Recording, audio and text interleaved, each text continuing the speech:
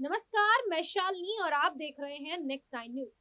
हरियाणा विधानसभा चुनाव के लिए गुरुवार को नामांकन का आखिरी दिन था। भाजपा ने आखिरी दिन महेंद्रगढ़ विधानसभा सीट पर रामविलास शर्मा को नामांकन वापस लेने के लिए राजी कर लिया।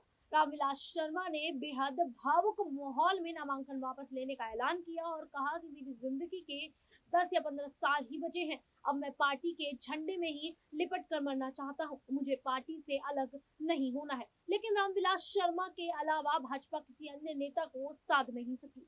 सोनीपत, पानीपत से लेकर हिसार और फरीदाबाद तक में भाजपा को बगावत का सामना करना पड़ रहा है। इन सभी सीटों पर बागी मुकाबले में बने रहने पर कायम है।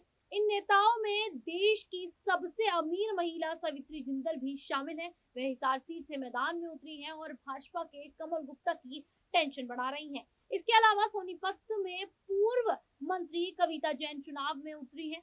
अटेली विधानसभा सीट पर भी भाजपा के लिए चुनौती खड़ी हो गई है, जहां संतोष यादव बागी होकर उतरे हैं।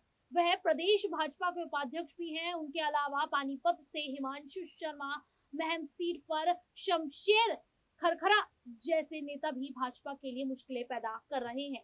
प्रथला सीट पर दीपक डार भी पीछे हटने को तैयार नहीं है, तो वहीं हथीन से केहर सिंह रावत मुकाबले बने रहने पर अड़े हुए हैं। फरीदाबाद विधानसभा सीट पर नागेंद्र भड़ाना मैदान में बने रहेंगे। इन सभी नेताओं ने भाजपा से टिकट की दावेदारी की थी, लेकिन मौका नहीं मिला तो बागी ही उतर गए। हरियाणा में 5 अक्टूबर को मतदान होना है। इस तरह महज 21 दिन ही चुनाव में बचे हैं और भाजपा को कांग्रेस से मुकाबले के अलावा अपने बागियों से भी निपटना होगा। फिलहाल भाजपा सूत्रों का कहना है कि 16 सितंबर नामांकन वापसी का आखिरी दिन है और भाजपा कोशिश में है कि रामविलास शर्मा की तरह ही कुछ और बागियों को मना लिया जाए। भाजपा को सिरसा में भी मुश्किल हो सकती है। यहाँ भाजपा ने गोपाल कांडा की हरियाणा लोकहित पार्टी को साथ नहीं लिया और अब वह इंडियन नेशनल लोकदल के साथ चले गए हैं।